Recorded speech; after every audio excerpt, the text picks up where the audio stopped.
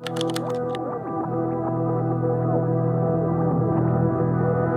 you ever found yourself wondering why, despite doing everything right, happiness still seems to slip through your fingers? You're not alone. In today's video, we're diving headfirst into one of life's greatest paradoxes, the idea that our relentless pursuit of happiness might actually be preventing us from truly experiencing it.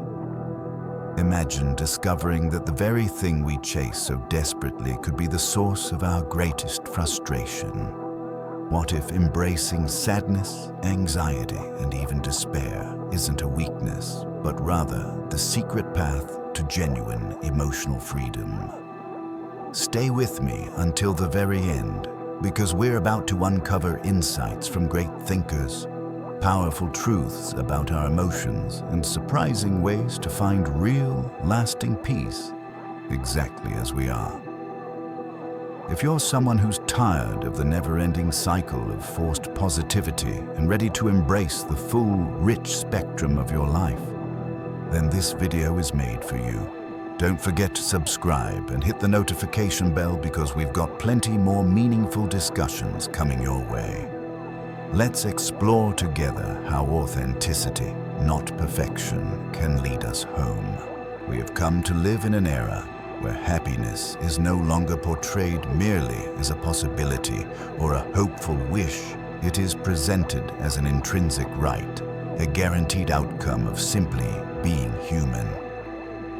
From the time we first learn to speak, we are gently guided toward the belief that to be alive is to be entitled to a persistent state of joy, much like the sun appearing in the sky each morning, or the seasons changing in their inevitable cycle. This conviction is deeply rooted in various social narratives, from advertisements that imply purchasing a certain product will improve our emotional well-being, to educational systems that weigh a child's well-adjustedness as a key metric of success. Even our language and cultural expressions reflect this notion. We speak of finding happiness as if it were an object misplaced, and we approach it as a single, final destination rather than an experience that ebbs and flows. Because of this conditioning, many of us organize our entire lives around the pursuit of happiness. It's not just a feeling we hope to experience now and then. It becomes the crucial end point that informs our choices, our relationships, and the narratives we build around ourselves. This pursuit shapes our habits, our diets, our exercise, regimens, the apps we choose to install on our phones, the kinds of activities we post about on social media, because underlying all these decisions is the unspoken question, will this make me happy? The prevalence of self-help, culture, motivational seminars, online courses, and life coaching solutions all serve to reinforce one consistent message. If you're not happy, you're doing something wrong. It becomes deeply personal, no longer just about a transient emotion, but about your fundamental worthiness. Failing to achieve constant happiness gets framed as a shortcoming or a moral failing. Underneath the pleasant veneer of positivity lies a mounting sense of pressure. We tell ourselves that if happiness is our birthright, then experiencing sadness, anxiety, or confusion means we've squandered that right or failed to unlock it. We might blame ourselves, thinking that if we were just more grateful, more mindful, more committed to a healthy lifestyle, we would maintain this elusive state of unending joy. Instead of allowing life's natural rhythms of highs and lows, we turn on ourselves and view negative feelings as roadblocks that must be eliminated. This emphasis on positivity, while comforting in small doses, becomes oppressive when it's enforced as an ongoing expectation. In essence, when happiness is regarded as the main barometer of a successful life, all other emotions, anger, sadness, disappointment, frustration, are dismissed as errors in judgment or cracks in one's personality. But the reality, as many philosophers have long argued, is that our emotional states inevitably vary.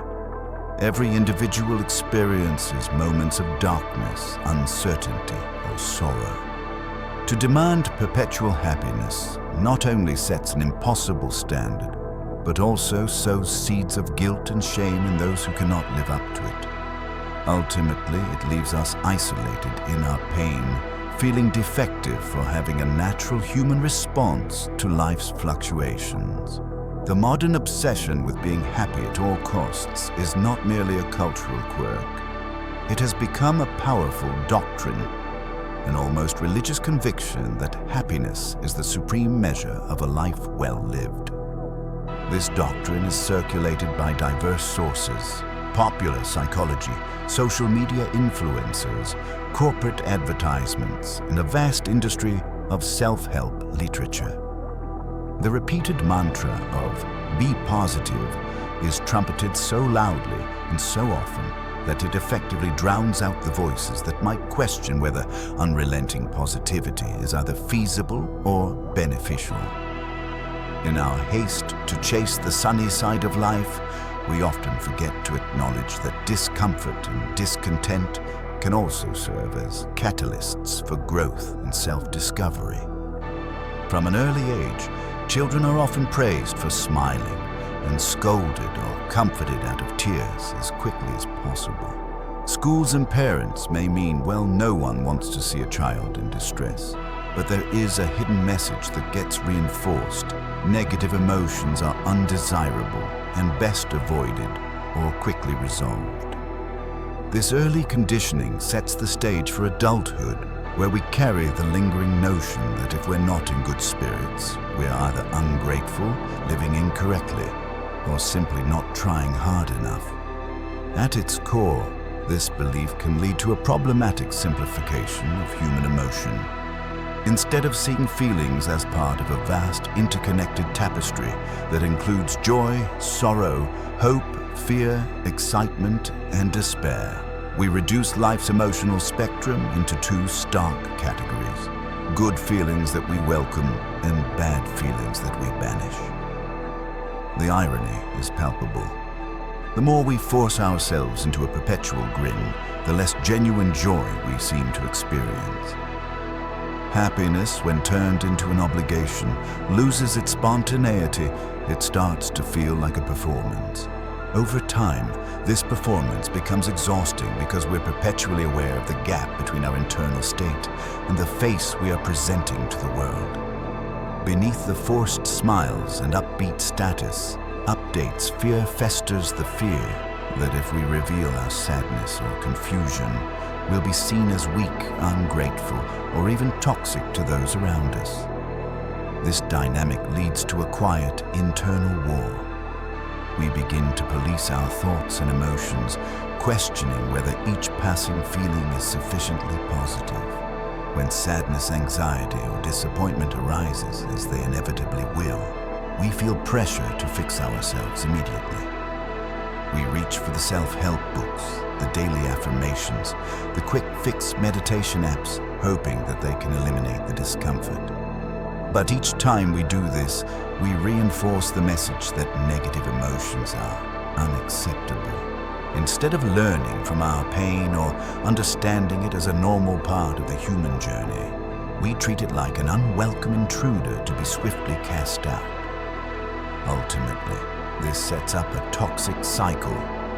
The more we chase positivity as the only acceptable emotional state, the less room we leave for honest self-reflection and the processing of real experiences. Over time, this forced positivity alienates us from ourselves and from the complex range of emotions that make us human. In our hyper-connected era, social media platforms play a massive role in shaping the narrative around happiness. These platforms, fueled by endless feeds of curated images and carefully filtered personal stories, present an almost uniform depiction of success and positivity. We see people vacationing in stunning locations, achieving fitness goals with astonishing discipline, and celebrating relationships that appear perpetually content. Rarely do we see images of people grappling with self-doubt, coping with loss, or stumbling through the messy realities of daily life. The very algorithms that power these platforms reward content that generates likes, shares, and overall engagement, nudging creators to produce even more highlight reel material. Consequently, an endless cycle emerges. Creators post their happiest, most picturesque moments, and viewers, feeling the weight of comparison, strive to emulate that same level of perceived bliss. This cycle can be profoundly deceptive. On any given day, real human lives are filled with routine tasks, personal struggles, and emotional fluctuations that do not photograph well. But those unscripted difficulties rarely make it onto the feed. As we scroll, we unwittingly compare our messy emotional interior to others' polished exteriors. This is not only inaccurate, but profoundly destabilizing, as it fosters a sense of inadequacy. They look so happy. Why can't I be like that? The irony is that the very people we envy might be wrestling with a whole range of invisible burdens themselves. Their curated images merely fit into the social expectation of what a happy life should look like. In this environment, discomfort becomes a glaring sign of personal failure. If everyone else appears to be thriving, it must mean our sadness or anxiety indicates we are behind or broken. This narrative takes hold most forcefully when we already feel vulnerable. At those times, the celebratory images of others' milestones and successes can amplify our sense of isolation, feeding a deep-rooted belief that we are uniquely flawed. What was once a momentary feeling of sadness or doubt becomes entangled with shame and self-criticism. We then seek solutions in the very systems that perpetuated our feelings of inadequacy. Social media influencers quickly offer us meticulously designed courses, mindset coaching, or products that promise to eliminate these negative emotions. The underlying implication is that the only reason we're not perpetually happy is because we haven't tried hard enough or haven't bought the right thing. This drives a relentless cycle of consumption and self-improvement that rarely addresses the core issue. We live in a world increasingly uncomfortable with genuine expressions of pain or frustration. Philosophers such as Søren Kierkegaard and Arthur Schopenhauer would likely see these trends as symptomatic of a society too focused on superficial illusions of well-being. Kierkegaard emphasized that to be human is to feel the entire spectrum of existence, including despair, and that true growth often emerges from examining our pain rather than avoiding it. Schopenhauer more cynically posited that suffering is an intrinsic aspect of life. In his view, happiness is not a permanent condition, but a fleeting reprieve from life's inherent difficulties. When we treat happiness as a guaranteed entitlement, we set ourselves up for continuous disappointment, leaving little room to explore deeper dimensions of our experiences. Behind the commercialized facade of good vibes only lies a colossal industry profiting from our collective aversion to discomfort. This is not to say that mindfulness apps, coaching programs, or gratitude journals are intrinsically harmful. Some truly offer valuable tools for reflection and self-awareness. The issue arises when these products are marketed as magic bullets that promise unending positivity or quick remedies for any pang of despair. Instead of promoting genuine self-inquiry or acceptance of life's inherent complications, they often exploit our fear of not living up to societal standards of happiness.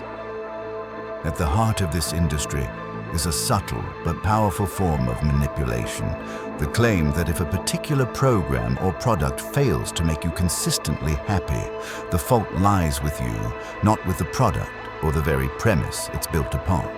You are not diligent enough with your journaling practice. or you didn't follow the morning routine with sufficient discipline, or you must have let negative thoughts slip through your mental filter. This accusatory stance keeps you in a cycle of perpetual self-blame, fueling further purchases, in pursuit of the elusive contentment you believe is still within reach, if only you could discover the correct hack or technique. The commercialization of happiness sells not just products, but also personas. Influencers with radiant smiles market lifestyles in which everything from their skincare routines to their interior decor radiates positivity. They deliver messages in gentle, soothing tones that imply inner peace is merely a question of aligning with the right brand or carefully structured routine. But real peace, real emotional wholeness, is seldom so tidy. It involves wrestling with inner demons, confronting past traumas, and allowing space for contradictory feelings to coexist. None of this is particularly photogenic.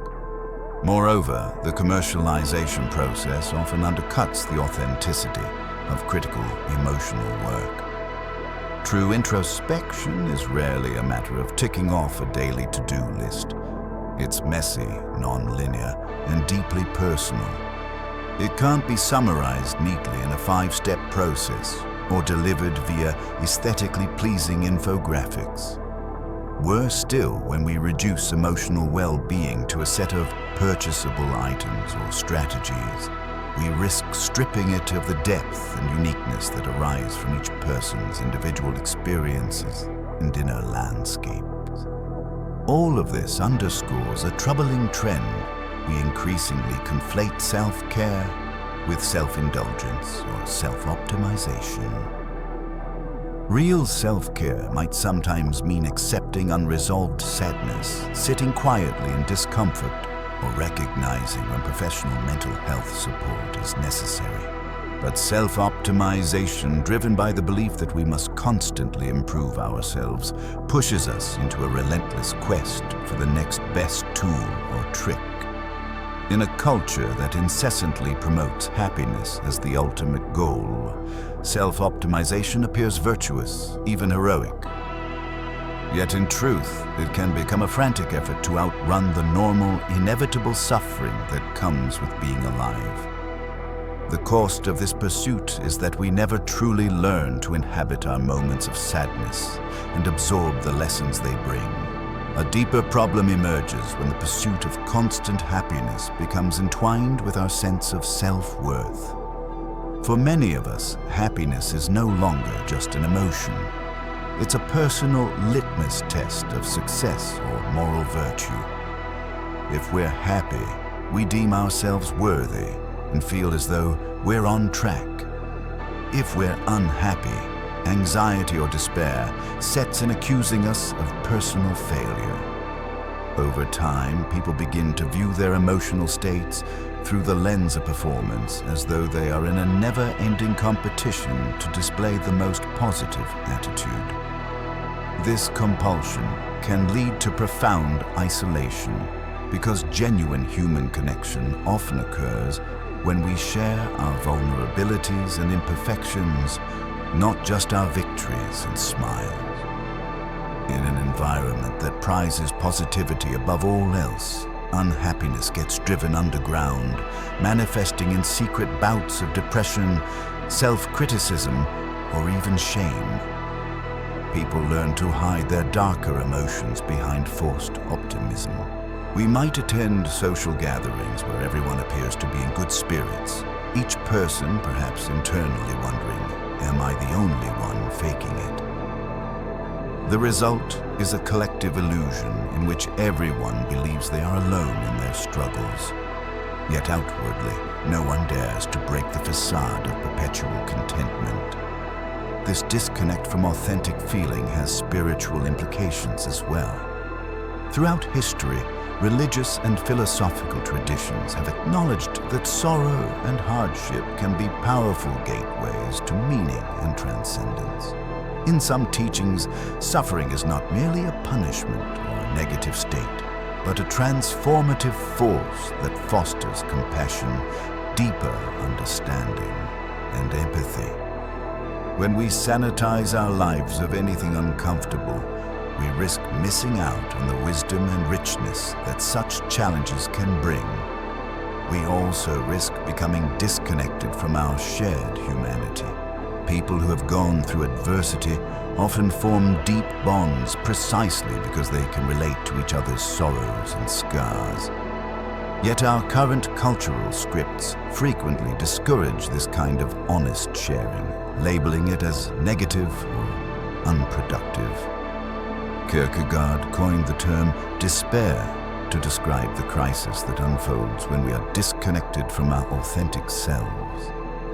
It's not just a state of sadness, it's a more profound spiritual malady in which we live at odds with who we truly are.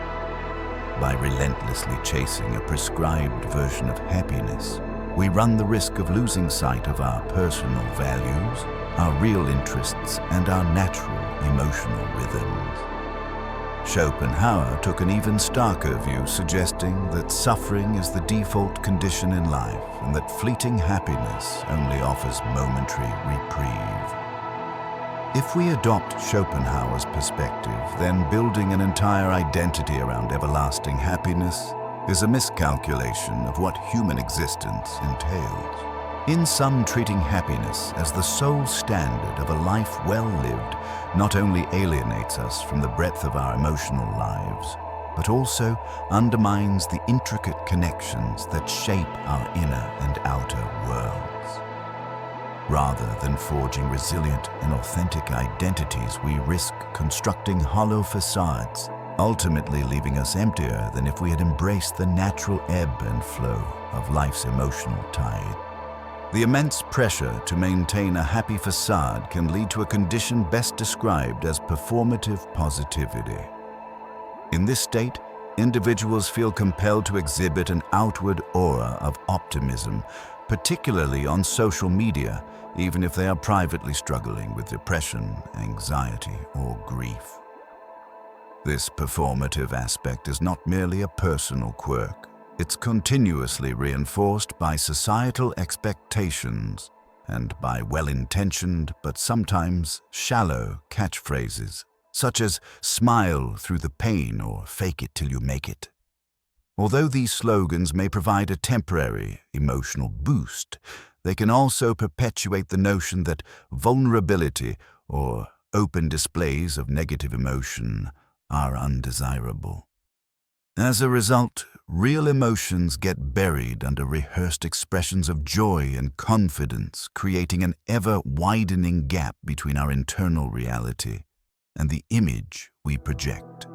The persistent need to reconcile these two versions of ourselves, our outer social media self and our inner emotional landscape, drains our psychological resources. It can feel like we are constantly monitoring our reactions, editing our words and double-checking our facial expressions to ensure we're meeting the unspoken standard of unshakable positivity. This chronic self-policing can lead to emotional fatigue, leaving us even less equipped to deal with the genuine difficulties of life when they inevitably arise. Moreover, performative positivity can exacerbate existing mental health struggles. Individuals dealing with anxiety or depression often find it hard to reach out for help in a culture that valorizes happiness. They may fear judgment or may not want to burden others with their pain. Some internalize the belief that their negative emotions are their own fault, concluding that they are simply not doing happiness correctly. This mindset can delay critical interventions, whether that means seeking therapy, talking to a trusted friend, or practicing constructive self-care. This gap between appearance and reality does not only affect individuals, it also distorts the communal space. When each person is incentivized to mask their difficulties, communities lose the capacity for collective empathy. Conversations devolve into small talk focused on achievements, pleasant experiences, and upbeat reflections. In effect, we sacrifice a more profound sense of connection the kind that emerges when people share their honest experiences, both light and dark, for the more superficial sense of connection that stems from mutual reassurance. Yes, I'm happy too. Thus, the relentless quest for happiness can ironically lead to less genuine happiness overall. True joy often arises spontaneously when we feel safe and seen, when our environment allows us the space to be authentic, messy emotions and all. But a culture of performative positivity can stifle this very spontaneity, replacing it with a kind of emotional micromanagement designed to maintain a flawless facade. This tension ultimately reveals that the real threat to happiness is not sadness itself, but our refusal to accept sadness as an integral aspect of the human experience. In dismissing negative emotions, we end up disabling the emotional elasticity necessary for true fulfillment. Instead of healing our inner conflicts, we bury them, sowing the seeds for future distress. A key problem arises when feeling bad is reframed not just as an unwelcome experience, but as a personal failing. Modern self-improvement narratives often revolve around the idea that if you adopt the right mindset, you can effectively eliminate negative emotions. Whether through daily affirmations, meditation regimens, or meticulously planned morning routines, the suggestions that we have full control over our inner world and that we can keep it perpetually uplifting if only we exert enough willpower. When the inevitable sadness or anxiety does break through, the internal voice of self-blame can be brutal. What did I do wrong? Why didn't I stay positive? We begin to see normal human emotions as aberrations. This approach not only denies the reality that emotions fluctuate, it also undermines the vital purpose of these so-called negative states. Sadness, for instance, can serve as a critical messenger. It may tell us we need rest, that we've lost something valuable, or that a situation in our life requires deeper attention. Anxiety can alert us to potential threats or remind us to prepare for challenges.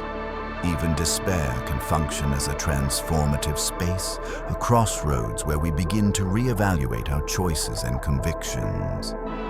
By labeling these emotions as failures and trying to suppress them, we lose the opportunity to glean the insights they might offer.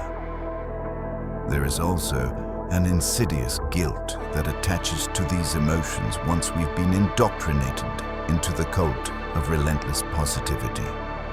Beyond just feeling sad, we feel guilty about feeling sad. We sense that we have violated some unspoken rule that requires us to keep our public and private emotional temperature firmly set to happy. Consequently, sadness amplifies into shame. Anxiety morphs into a full-blown identity crisis. In psychological terms, this is a kind of meta-emotion problem. We don't just experience a negative emotion, we also experience an additional layer of emotional distress about having that negative emotion in the first place. The spiritual confusion that follows can be profound. We may begin to doubt our entire approach to life, wondering if we're fundamentally unfit for the world as it is. Rather than examining our societal and environmental conditions, which might include demanding jobs, challenging relationships, or global crises, we turn inward and accuse ourselves of spiritual inadequacy. We question whether we're meditating correctly or praying with enough faith. We examine our self-talk for any sign of negativity in the vain hope that eradicating it will restore us to that pristine state of joy that everyone else seems to be displaying. In truth, the problem is not that we experience sadness or anxiety, but that we are prohibited, often by our own internalized beliefs, from being open and honest about these experiences. The tragedy is that in banishing negativity, we also banish a large portion of our emotional and psychological richness. When we embrace all facets of our internal life, we gain the possibility of living with authenticity and depth. This acceptance doesn't mean reveling in negativity, but rather recognizing that genuine healing and growth often arise through the very emotions we've been taught to reject. Our inability to embrace the full range of human emotion reflects a deeper existential dilemma. When every moment must be curated to ensure positivity, we run the risk of never actually inhabiting our own lives. Real life includes moments of ecstasy and moments of dullness, triumphs alongside failures, love entangled with heartbreak. By demanding a monotonous consistency of happiness, we effectively flatten out the peaks and valleys that give texture and meaning to our experience. Consider how we react to sadness, for instance. Instead of letting ourselves grieve a loss fully be at the end of a relationship, the death of a loved one, or a more intangible sense of a missed opportunity, we often try to fast-track the emotional processing phase. We might inundate ourselves with distractions, social media scrolling, streaming shows, or mindless shopping, anything to keep from feeling the sadness too acutely. Alternatively, we might chase short-term fixes, reading articles on how to be happier in 10 days, or throwing ourselves into projects designed to occupy our minds. Yet these strategies often serve only to delay or distort the grieving process, potentially extending our suffering in the long run. This avoidance of discomfort has ramifications that extend beyond our personal well-being. It affects our collective culture. When entire societies prioritize happiness at the expense of honesty, it becomes difficult to have meaningful discussions about systemic issues like inequality, climate change, or collective trauma. The cultural push to remain upbeat can discourage deep engagement with problems that require confronting unpleasant truths. After all, real solutions often demand emotional resilience, the capacity to face adversity without turning away. If we train ourselves to believe that sadness or anger is automatically detrimental, we may also lose the collective will to grapple with pressing challenges that evoke these emotions. We can see a parallel in the lives of influential thinkers throughout history. Neither Kierkegaard nor Schopenhauer suggested that we should actively seek pain, but they recognized that suffering is an integral part of our existential landscape. Kierkegaard focused on the notion of despair as a call to return to our authentic selves, while Schopenhauer emphasized that life is inherently fraught with suffering. His stance wasn't to encourage pessimism for pessimism's sake, but to point out that attaching our worth to perpetual pleasure blinds us to reality. The cumulative lesson from these philosophers is that attempts to stamp out or deny suffering might offer temporary relief, but ultimately leave us unprepared for life's inevitable storms. Yet we find ourselves immersed in a culture that routinely pushes us to do precisely that, to find shortcuts to evading pain or discontent. This leads to a perpetual chase, an endless treadmill where each new self-help trend or app promises to deliver the key to lasting happiness. When these tools fail to deliver, and they inevitably will, for no one can sidestep life's inherent difficulties forever, we're left feeling more dissatisfied than before. Our perceived failure then doubles back on us, reinforcing the cycle of self-criticism. I tried everything, but I'm still not happy. What's wrong with me? An undercurrent of shame flows through this perpetual chase for happiness. Shame that we haven't cracked the code of endless joy. Shame that our sadness might make others uncomfortable. Shame that our real lives do not match the highlight reels we see around us.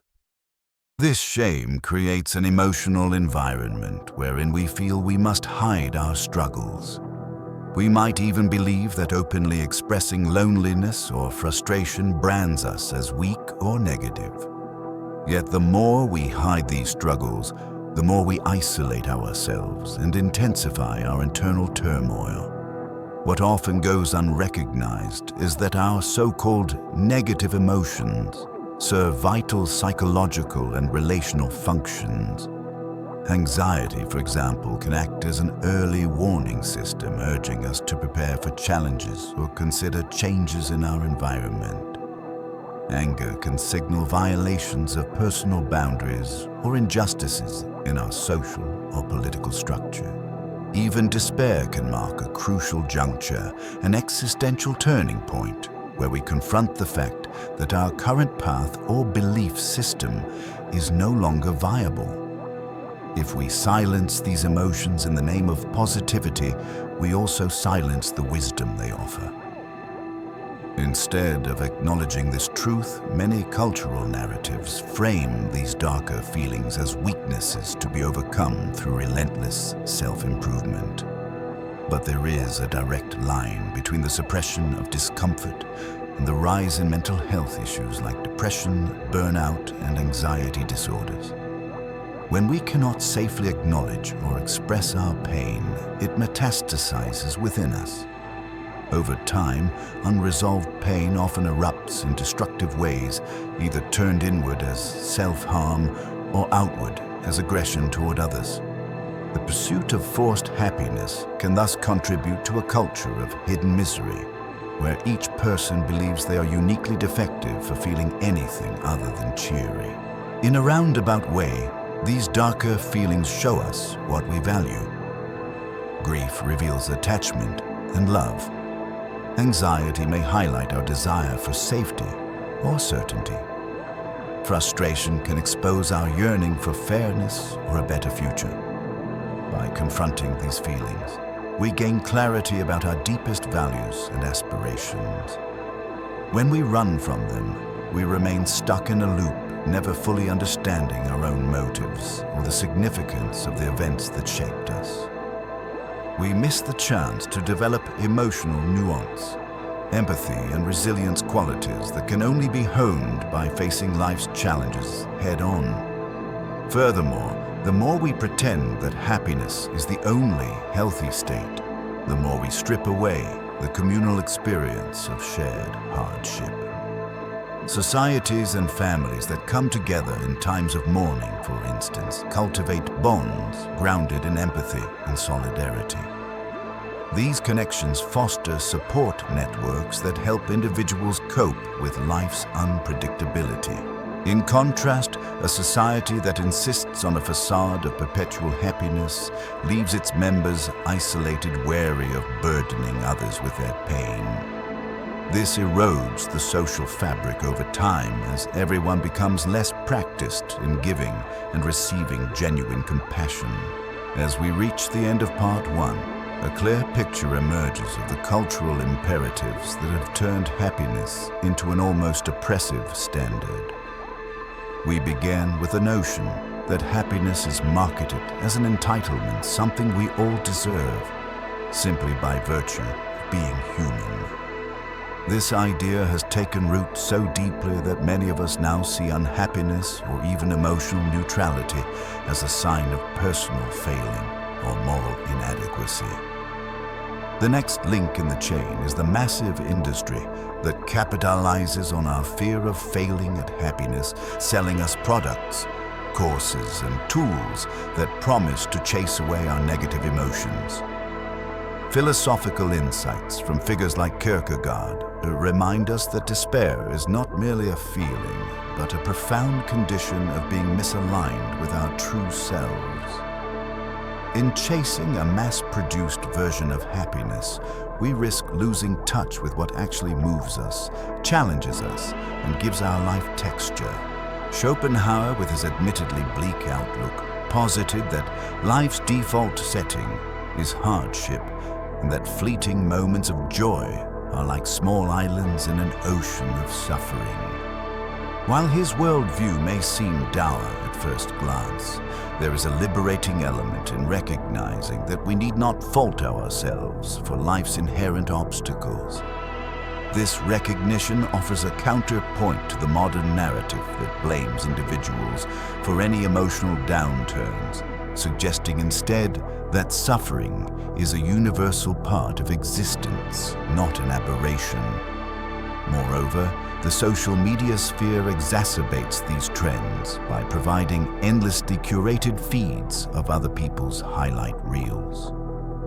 We compare our most vulnerable moments to someone else's manufactured perfection, inevitably finding ourselves lacking. The psychological toll of this comparison can be severe, feeding a cycle of self-doubt and further intensifying our desperation to find a solution, any solution, that promises perpetual positivity. In this landscape, performative positivity reigns. People feel compelled to mask genuine emotional turmoil behind upbeat captions and carefully edited photos, reinforcing a mass illusion that everyone else has achieved the very happiness we personally struggle to maintain. The result is a culture of inauthenticity in which genuine connection and empathy become scarce commodities. We lose the ability to show up for each other in our most vulnerable states because we are too busy hiding our own. Instead of a support system, we have a marketplace offering endless remedies for a problem that might not need fixing so much as understanding. As part one closes, the overarching message is that the quest for constant happiness has led us into a collective trap. The more we chase happiness as an end-all, be-all, the less likely we are to experience genuine contentment, and the further we drift from our own authenticity. Sadness, anxiety, frustration. All these emotions we label as negative are crucial to the fabric of our humanity, and silencing them often silences the possibility of real fulfillment. Part 2 will delve deeper into the philosophical roots of this dilemma and explore how surrendering to the full range of emotions might free us from the shackles of one-dimensional positivity. To truly understand the depth of our modern happiness obsession, it helps to look back at the philosophical ground that was laid centuries ago. Many of today's pervasive ideas about emotional well-being have roots in Enlightenment-era thought, where reason, progress, and optimism about humanity's capabilities took center stage. Philosophers from that period often championed the idea that through rational thinking and scientific advancement, humans could master their destinies, ultimately leading to improved societies and happier individuals. Fast forward to the contemporary landscape, and it seems we have in many ways turned that optimistic outlook into a moral imperative to be happy and successful at all time. Yet not all thinkers from the past believed that life was meant to be a smooth trajectory of continuous improvement. Arthur Schopenhauer, born in the late 18th century, took a starkly different route by asserting that suffering is the baseline of human existence. To him, our relentless striving toward goals, be they material, emotional, or spiritual, only brings brief moments of satisfaction before we face the next challenge or disappointment. In Schopenhauer's view, the fleeting nature of pleasure reveals itself whenever we acquire something we believed would make us happy, only to find that our contentment is short-lived. Then, new desires or obstacles emerge, plunging us back into discontent. Although his tone can come across as pessimistic, there is a sense of relief in acknowledging that suffering is not a personal failing, but an intrinsic feature of life. On the other hand, Søren Kierkegaard grappled with the concept of despair from a psychological and spiritual angle. describing it not just as sadness, but as a fundamental misalignment with our authentic selves. For Kierkegaard, the problem isn't that life contains hardship. The problem is when we try to live by someone else's definition of what our life should be. When we chase a script handed to us, whether it's the script of constant happiness or some other ideal, we risk losing our individuality and our capacity for genuine existence. We may then find ourselves trapped in a spiral of desperation, attempting to maintain the appearance of a fulfilling life without ever really confronting our deepest truth. These philosophical viewpoints matter because they offer a counter-narrative to the modern marketing of endless joy. Schopenhauer and Kierkegaard suggest that our darker emotions and experiences have meaning, and that living fully entails accepting rather than fleeing from them. They remind us that sadness is not necessarily a bug in the system. It can be a feature that compels us to look deeper into our motivations, fears, and desires. Similarly, despair can become an opportunity for genuine transformation if we allow it to draw us closer to our true needs and yearnings. In the modern context, their ideas resonate with those who feel suffocated by the forced optimism that dominates social media and self-improvement circles. The more we examine the roots of these philosophical stances, the more we realize that life was never meant to be a non-stop parade of delight. By acknowledging the reality of suffering and despair, we might actually free ourselves from the endless cycle of trying to fix what isn't broken, our very capacity to feel pain. It's noteworthy that the modern wellness and self-help industries seldom mention philosophers like Kierkegaard or Schopenhauer. Instead, many popular motivational speakers reference more palatable perspectives. Think of simple affirmations like, "You can achieve anything if you just believe," or formulaic routines that promise transformation in a fixed number of steps. While there's no harm in optimism or practical tips per se, the singular focus on positive thinking creates a culture where the darker sides of the human experience are glossed over or treated as problems to be immediately solved. A problem emerges when this focus on positivity becomes a type of moral judgment. If you fail to maintain an upbeat attitude, it can appear that you're not just lacking in willpower or discipline, but also failing in moral integrity. This moralizing of happiness exacerbates the stigma around negative emotions. Feeling depressed or anxious is then not merely unfortunate. It becomes evidence that you have done something morally or personally wrong, such as neglecting to practice enough gratitude or harboring the wrong thought patterns. This approach leaves little room for life's inherent complexities, loss, injustice, uncertainty, all of which can trigger profound emotional responses that are not simply fixed by a quick mental pivot. What Kierkegaard termed the sickness unto death or despair serves as an essential contrast. In his perspective, despair arises naturally when we fail to live in congruence with our innermost self. It can manifest as an existential crisis, a reckoning that forces us to ask, "Who am I?"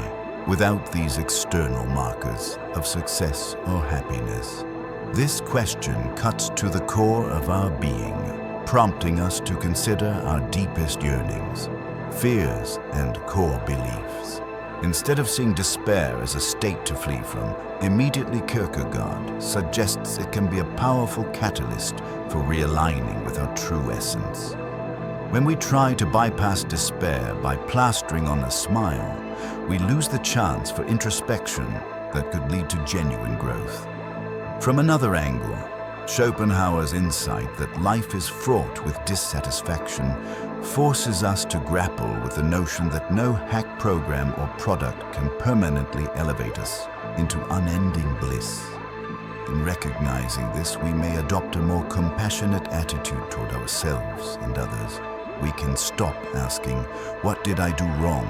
each time we experience pain, and instead ask, "What is this pain telling me about my life, my relationships, or my environment?"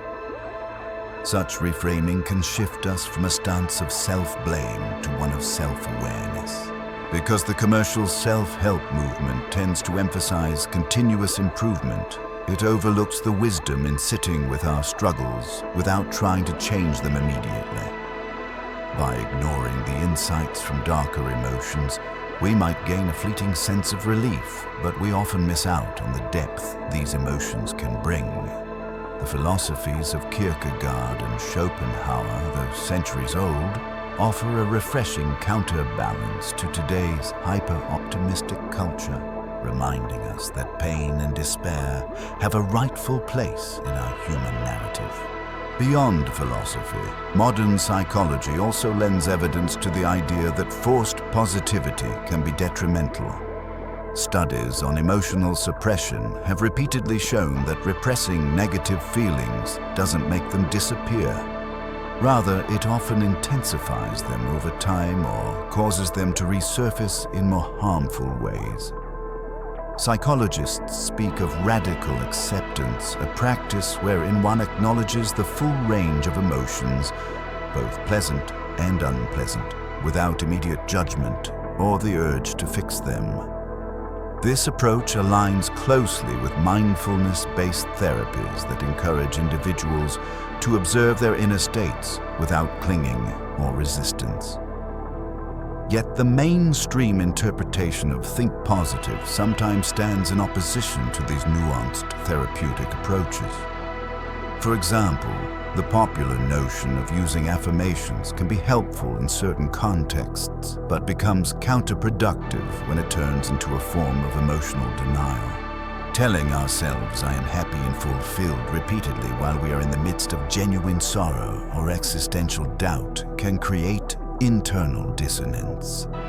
We might feel we are lying to ourselves, leading to increased tension between what we actually feel and what we are instructed to feel. Moreover, this tension can erode self-trust. When our true emotions conflict with the repeated affirmations or with the social pressure to be positive, we may start to doubt our own perception of reality. Such self-doubt can impede emotional regulation because we lose confidence in our ability to discern what we genuinely feel. Over the long term, this can precipitate a crisis of identity. If my real feelings don't matter or don't align with what I'm supposed to feel, then who am I at the core?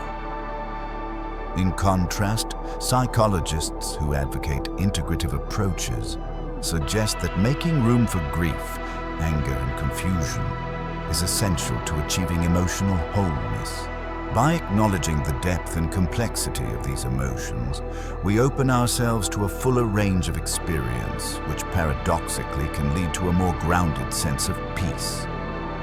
Peace, in this sense, is not the absence of negativity, but the presence of self-awareness. When we become aware that it's natural to feel a spectrum of emotions, we can greet them with less fear. Philosophical giants like Kierkegaard and Schopenhauer complement these modern psychological insights.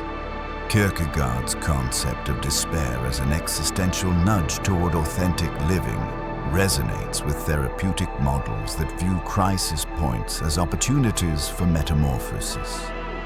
Schopenhauer's acceptance of life's inherent suffering dovetails with the understanding that some degree of discomfort is a natural and even vital part of the human experience. By rejecting the idea that we must be joyful at every turn, we leave space for empathy, both for ourselves and for others who also struggle with pain. All of this underscores a crucial point. The path to meaningful, stable well-being cannot be found in relentless positivity alone. Instead, it might be charted by embracing the full breadth of what we feel, learning from our sorrows as much as from our joys. When we accept that sadness and suffering are integral parts of life, we stop seeing them as threats to happiness and start seeing them as signposts pointing us toward deeper understanding. In many spiritual traditions, the acknowledgement of suffering is a key step on the path to wisdom or enlightenment. Buddhism, for example, begins with the first noble, truth life. Is dukkha commonly translated as life is suffering or unsatisfactoriness. This principle does not imply that life is solely misery. Rather, it highlights that dissatisfaction is woven into the very fabric of existence due in part to impermanence and attachment. The path forward is not denial of suffering, but rather a nuanced understanding of its causes and conditions. Similarly, Christian mystics often speak of the dark night of the soul, a phase of spiritual desolation or crisis that can lead to deeper faith or revelation. In these traditions, the dark night isn't an aberration to be eradicated. It is viewed as a mysterious but essential component of spiritual growth. Whether one adheres to Buddhism, Christianity, or another belief system, the recurring theme is that hardship and anguish frequently act as catalysts for transformation. They force individuals to reassess priorities, to question long-held assumptions, and to seek new ways of relating to themselves and the world. Comparing these views to our modern cultural preoccupation with good vibes only underscores a critical discrepancy. Where spiritual paths often invite a confrontation with darkness, the modern wellness movement frequently advises people to sidestep it. We're told to choose happiness as though unhappiness were always a matter of conscious choice, rather than a complicated interplay of biology, environment, and existential concerns. Consequently, those who find themselves in a prolonged state of sorrow might feel doubly burdened. They suffer from the sorrow itself and from the societal stigma that labels their experience as invalid or unnecessary. Even from an economic perspective, there is a considerable difference between seeking spiritual guidance and purchasing commercial solutions. Spiritual teachings at their best do not promise a quick fix, but instead offer a framework for lifelong exploration of suffering and its transcendence. They demand introspection, moral growth, and consistent practice, none of which can be reduced to a single product or a short-term subscription model. The commercialization of happiness, on the other hand, thrives on quick fixes and repeat purchases, subtly implying that if one solution fails, the next might just do the trick. Yet chasing these incremental fixes can become an endless loop, as each purchase or technique brings only fleeting respite before reality seeps back in. Schopenhauer would argue that such patterns affirm his worldview. We are caught in a ceaseless cycle of desire and dissatisfaction. Every time we think we have found the key to unwavering happiness, we discover that we're still susceptible to life's inherent uncertainties and trials. In acknowledging the limitations of happiness as product, we open a door to more profound inquiries. What if our pursuit of perpetual happiness is actually diverting us from a richer sense of wholeness, one that includes sorrow, confusion, and vulnerability? And what if in turning away from these so-called negative aspects of life, we also turn away from experiences and insights that might truly deepen our humanity? One of the unfortunate byproducts of the happiness industry is the pathologizing of natural human emotions. Feeling nervous before a big exam or job interview is increasingly labeled as an anxiety disorder that needs immediate correction. Experiencing sadness after a breakup or loss is sometimes framed as clinical depression, requiring instant remediation. This is not to dismiss the reality of mental health disorders. Genuine clinical anxiety and depression do exist and should be taken seriously. The problem arises when the nuances and temporal arcs of normal emotional states are overshadowed by a rush to diagnosis and treatment. Under such conditions, a deeply ingrained message emerges: there's no acceptable place for sadness, uncertainty, or fear in the modern psyche. This viewpoint conveniently aligns with the commercial impetus to sell quick fixes, but it does individuals a great disservice by suggesting they are broken whenever they face adversity. Moreover, this mindset can trivialize severe mental health conditions by lumping them together with ordinary emotional challenges. People with serious mental illnesses may not receive the specialized support they truly need, while those experiencing normal sorrow might be nudged prematurely toward medication or therapy without exploring healthier coping strategies first. The truth is that not every moment of distress signifies an underlying disorder. Often, it's a sign we're grappling with life transitions, ending a long relationship, adjusting to a new job, mourning a loved one's death, or coping with major social changes. These emotional states can be uncomfortable and might last longer than we'd like, but they also serve as essential rites of passage that can foster resilience, perspective, and personal growth. In older cultures or smaller communities, such periods of emotional upheaval might be supported by communal rituals, collective mourning, seasonal festivals, or rites of passage that acknowledge and sanctify transitions. The communal element offers shared meaning, reminding us we are not alone in feeling sadness or uncertainty. But in our individualistic, happiness-obsessed era, the sense of collective support often falls by the wayside, replaced by an unspoken command to fix yourself. If you do not quickly return to baseline, or better yet to an elevated, eternally positive state, you may be viewed as lacking in self-management skills or moral fortitude. Furthermore, when sadness is framed as a glitch, people start to live in fear of their own emotions. It becomes difficult to engage with any form of media or conversation about life's darker aspects without suspecting it might plunge us into negativity. Consequently, we lose the ability to develop true emotional intelligence.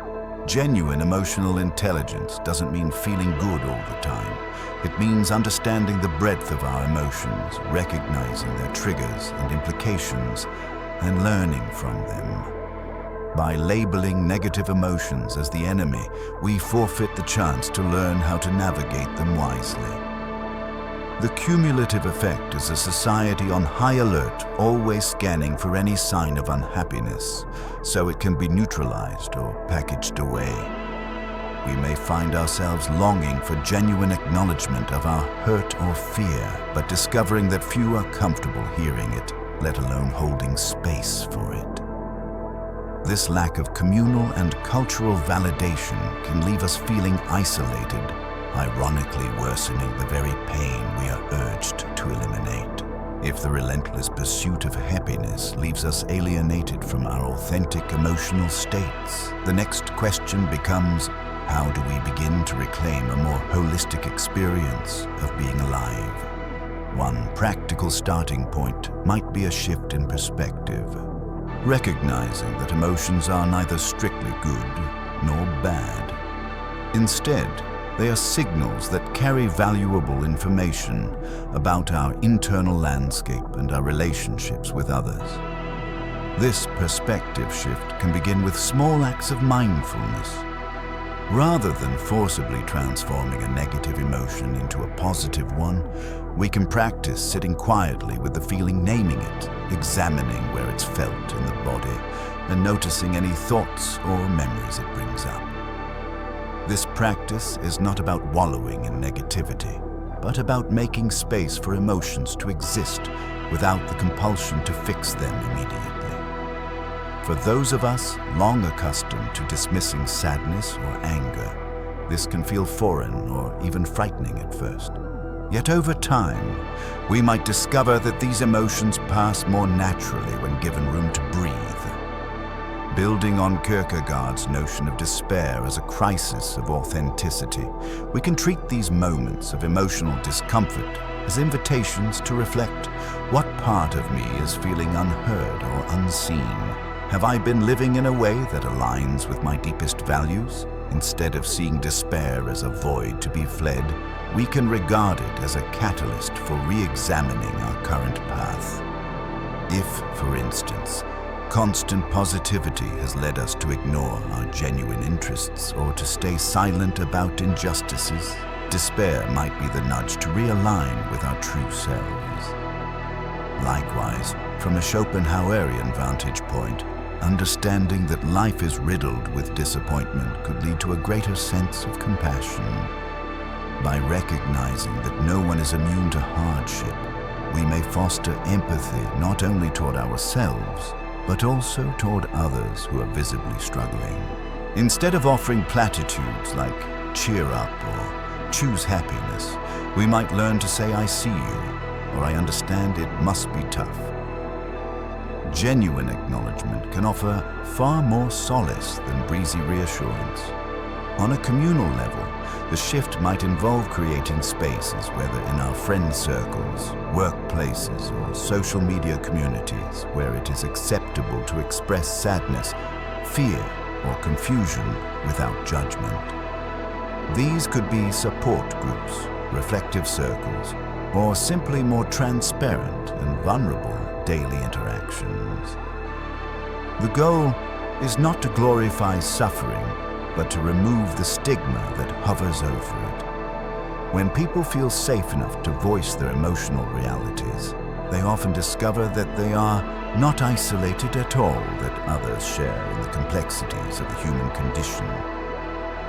Ultimately, a holistic approach to well-being does not eliminate difficulty. Instead, it provides a framework in which difficulty can be held, examined, and transformed into something instructive. In this process, happiness emerges less as a forced requirement and more as a byproduct of genuine engagement with the full spectrum of life. Through such engagement, our capacity for depth, wisdom, and empathy grows, leading to a richer and paradoxically more satisfying human experience, even when it isn't purely happy. If embracing the full spectrum of emotion is so crucial, why is it that modern culture has become so adept at discouraging it? Part of the answer lies in the intersection of consumerism and technological advancement. With the rise of digital platforms, there is an unprecedented ability to capture and disseminate curated versions of our lives. Influencers, corporations, and even ordinary individuals can quickly share what appears to be evidence of their constant well-being, fueling the myth that such a state is universally achievable and sustainable. Moreover, the market for happiness-enhancing products, courses, apps, supplements, gadgets thrives when people believe their natural fluctuating emotional states are inadequate. By implanting the idea that consistent happiness is the norm and that any deviation is a failing, companies create a problem that their products promise to solve. The cycle is self-perpetuating. Dissatisfaction with our lives fuels the purchase of quick fixes which temporarily mask underlying issues, only for those issues to resurface once the novelty wears off or the product's efficacy wanes. At that juncture, we may be more inclined to buy yet another product, reinforcing the cycle. Even workplaces capitalize on the positivity culture, sometimes instituting policies aimed at boosting morale, but that in practice discourage open discussion of stress or burnout. Employees might be encouraged to participate in mindfulness seminars or gratitude challenges while simultaneously being overloaded with work and expectations. The message is subtle. If you feel overwhelmed or unmotivated, try these well-being initiatives. If those don't work, it suggests a lack of personal resilience rather than a potentially toxic or overbearing work environment. This dynamic underscores the broader issue of how systemic challenges, whether professional, social, or political, are often reframed as individuals' psychological shortcomings rather than structural problems. In this atmosphere, genuine emotional expression can feel like a rebellious act. Admitting you're sad, confused, or angry might be taken as a failure to appreciate the good in your life. People may respond with disapproval or unsolicited advice like, just think positive rather than offering empathy. Over time, these responses teach us that if we want social acceptance, it's safer to keep our struggles hidden. This not only corrodes personal authenticity, but also deprives others of the chance to practice compassion and empathy. From a philosophical standpoint, the widespread discomfort with negative emotions could be seen as a collective denial of the existential reality that figures like Kierkegaard and Schopenhauer confronted head-on. By refusing to engage with sorrow, despair, and the genuine possibility of failure, we live in a constant state of denial about death, loss, and the fragility of life. In some respects, relentlessly cheerful messaging reflects a deep-seated fear of facing mortality and our ultimate lack of control. If we distract ourselves with positivity, we might momentarily forget that we are vulnerable beings navigating an inherently unpredictable world. The irony, of course, is that genuine liberation, both spiritually and psychologically, often emerges from acknowledging our vulnerabilities. When we cease trying to outrun or outsmart pain, we create space to sit with the complexities of our condition. In doing so, we might just discover an inner strength that no externally purchased solution can provide. Philosophical insights and psychological research converge on a critical insight: denying pain does not eliminate it.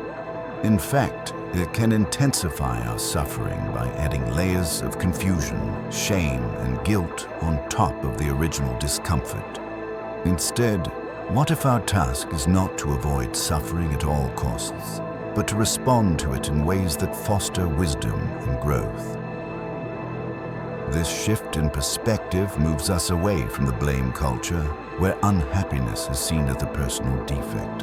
Instead, we come to understand that sorrow, anger, and fear are natural companions on the journey of life. They are not misguided emotions, but part of the complex feedback system of our psyche.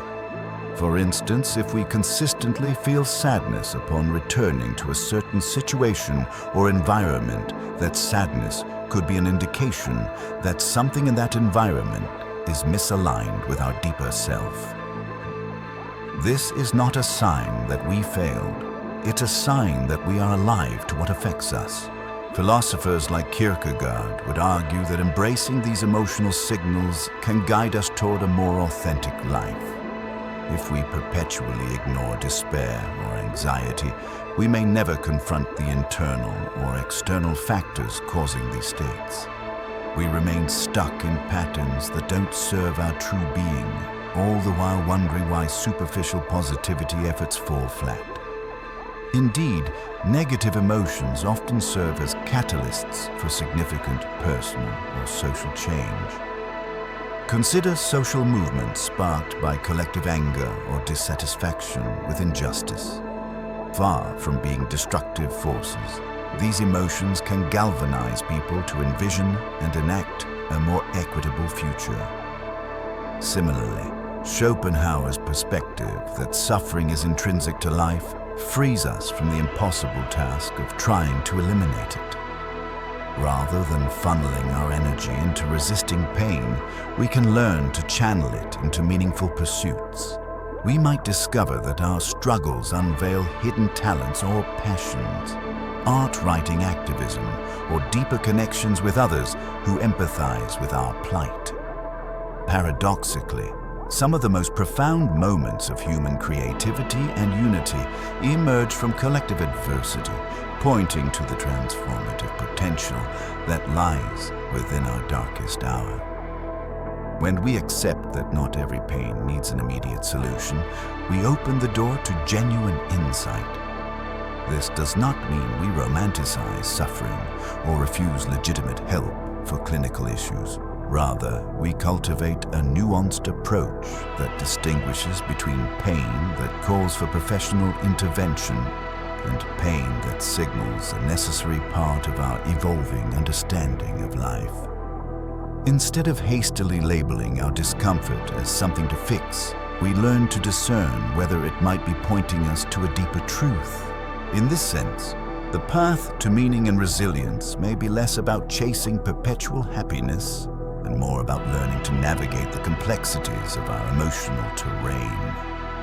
By leaning into discomfort instead of recoiling from it, we might find that our darkest moments are precisely where seeds of transformation are sown.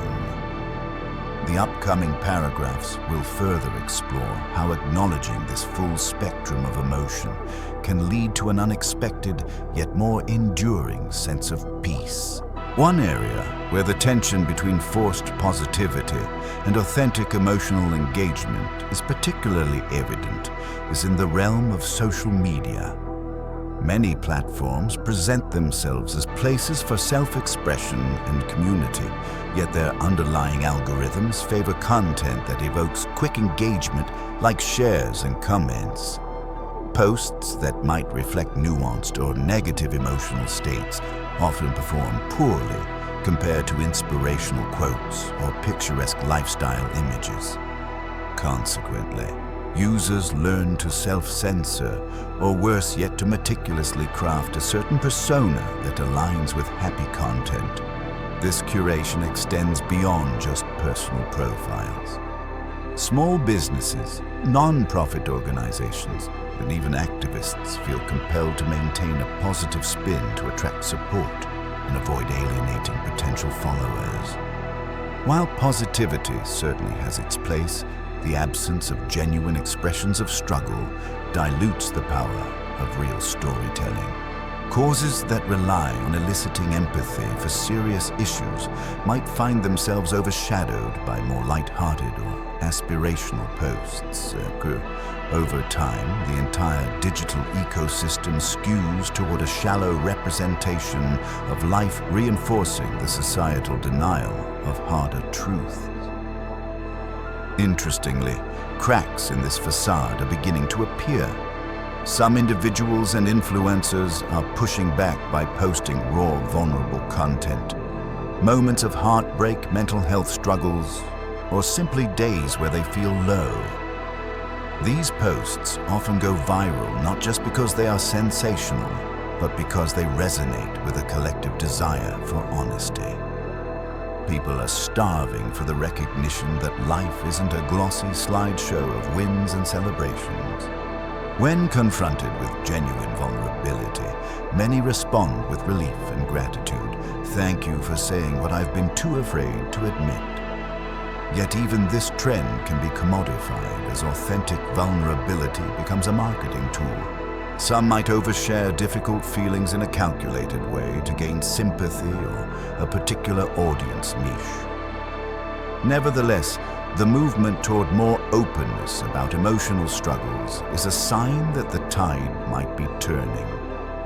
The mere fact that such content finds an audience reveals that not everyone is satisfied with the perpetually cheerful narrative. Another dimension of the social media problem is the endless cycle of comparison. Users might see a flood of friends sharing daily affirmations or photos of motivational books and think they are the only ones who struggle with negativity. This perpetuates the myth that personal improvement is a linear path leading to a fixed state of happiness.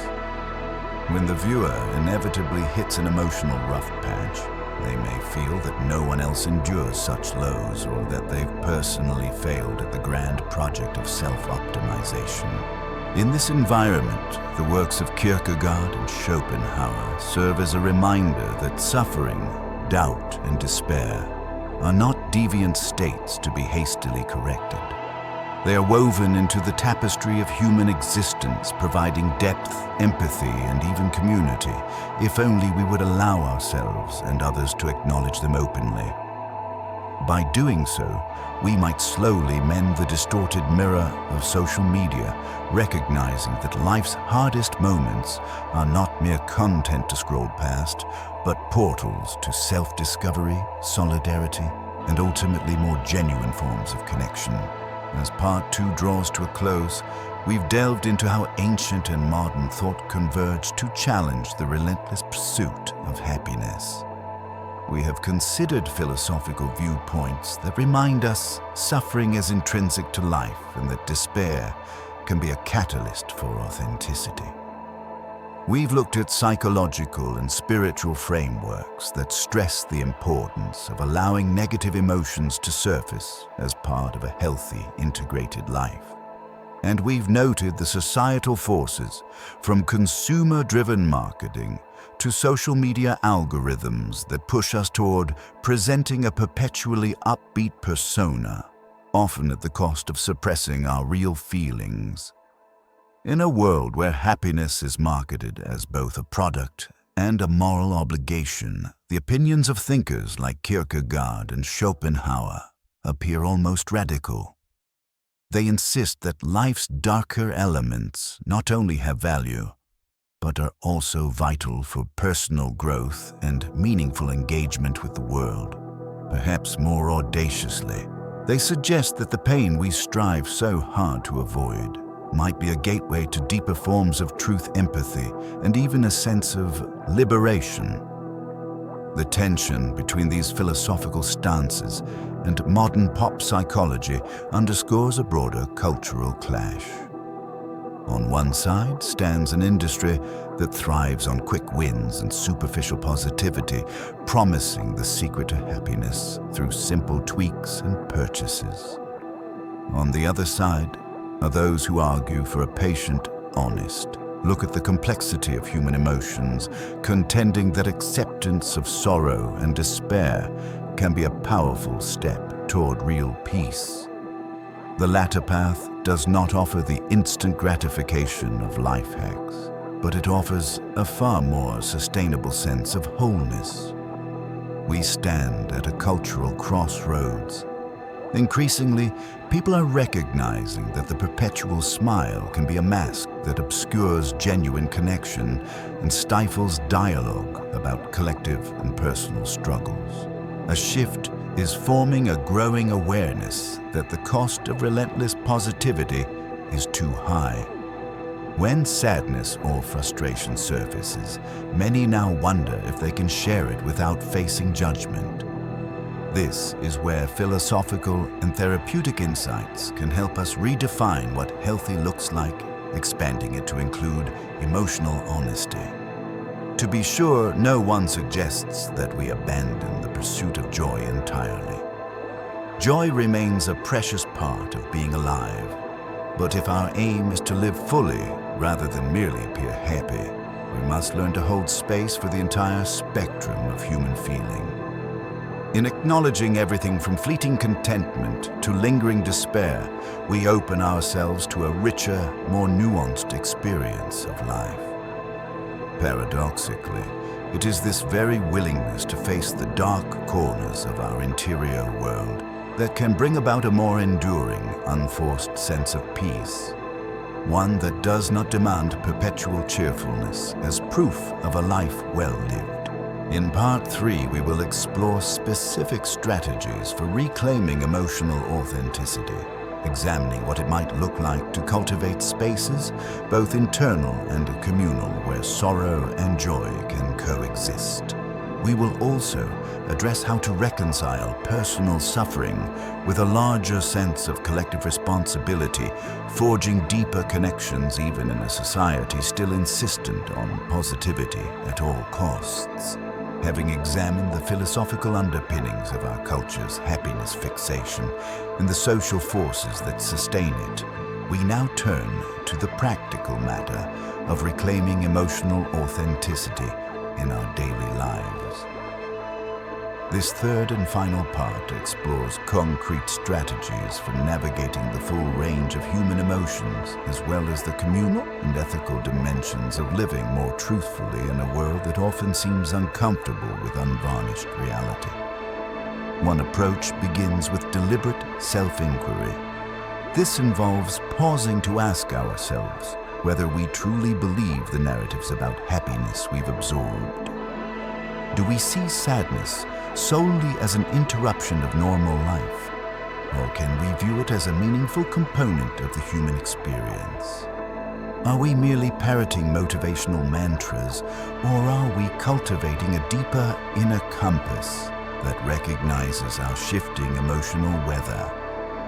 Such questions can be unsettling but are essential for breaking free from dogmatic positivity. Kierkegaard would see this process as a step toward aligning with our genuine selves, while Schopenhauer might view it as an acceptance of life's inherent turmoil, a pragmatic release from the illusion of endless happiness. For many, this self-inquiry can be supported by journaling therapy or contemplative practices like meditation. Yet even these practices can be co-opted by the wellness industry if we approach them with the sole intention of eliminating negative feelings. Instead, the aim should be to observe emotions as they arise and to discern what they reveal about our inner needs and our external circumstances. We might discover, for instance, that consistent anxiety about a particular social situation stems not from a personal defect, but from a mismatch between our values and the environment we find ourselves in. A job that demands endless public engagement, for example, might be a poor fit for someone who truly thrives in quieter, more introspective settings. A second strategy involves creating what some therapists call safe containers for emotional expression. This could mean having a trusted friend, family member, or support group, where you can openly discuss your challenges without fear of judgment or unsolicited advice. The person on the listening end is not there to fix you, but to witness your journey, to provide empathy and understanding. In a culture that worships solutions, learning to hold space for unresolved feelings is both rare and deeply healing. Even short scheduled sessions like daily or weekly check-ins can dramatically lessen the pressure to appear perpetually composed. On a larger scale, communities can foster these safe containers by organizing forums, support groups, or online spaces dedicated to candid conversations.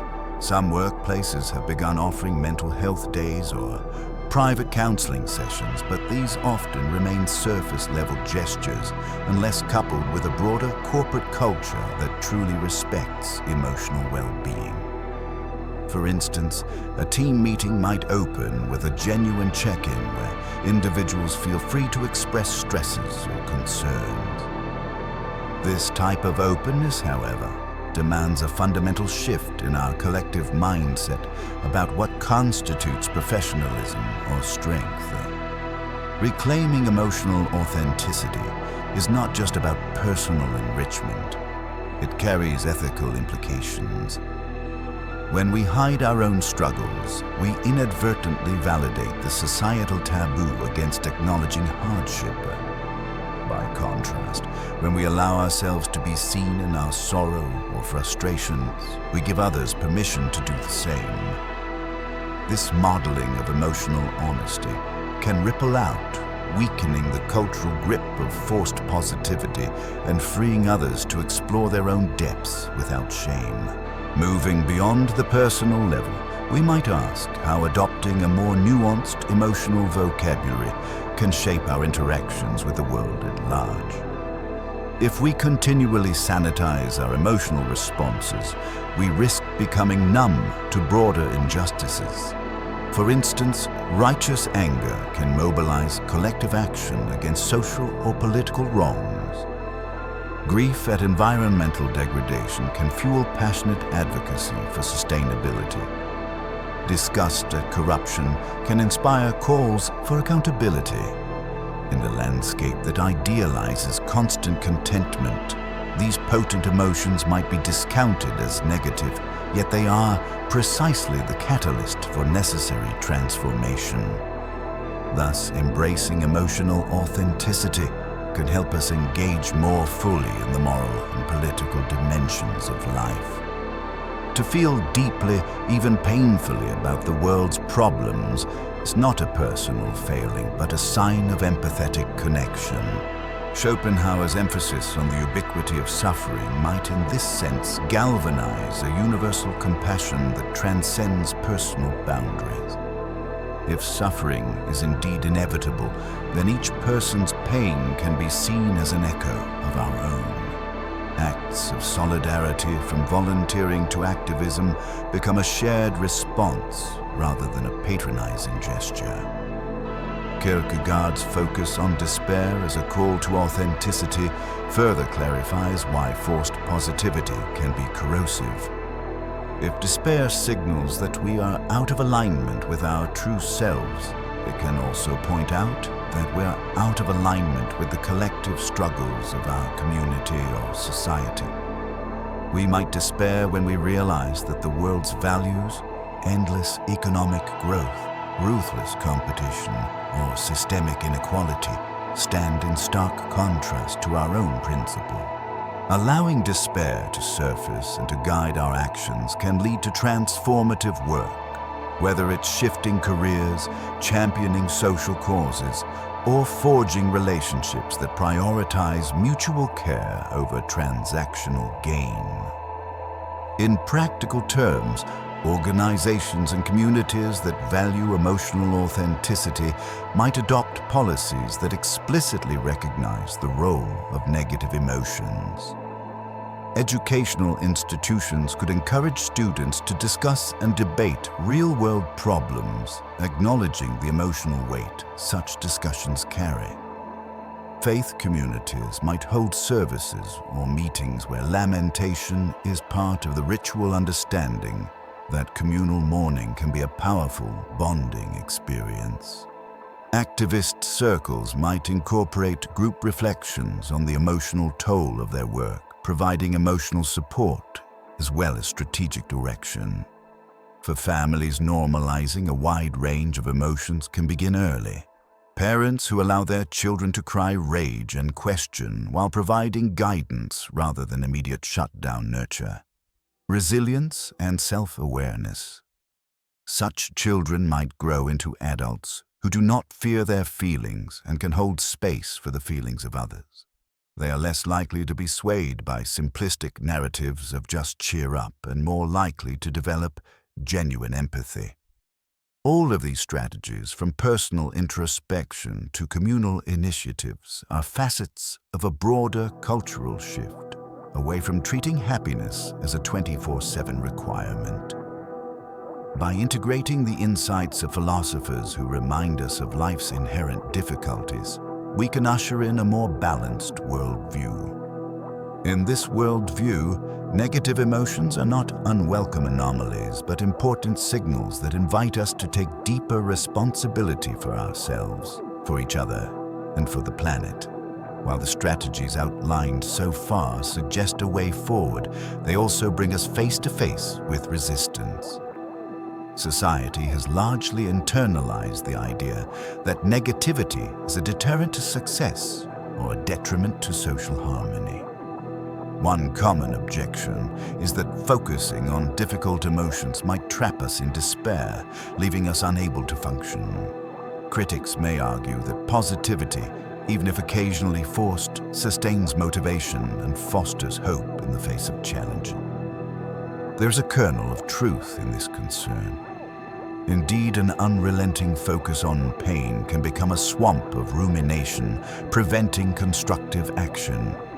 However, there's a key distinction between constructive engagement with negative emotions and unproductive wallowing.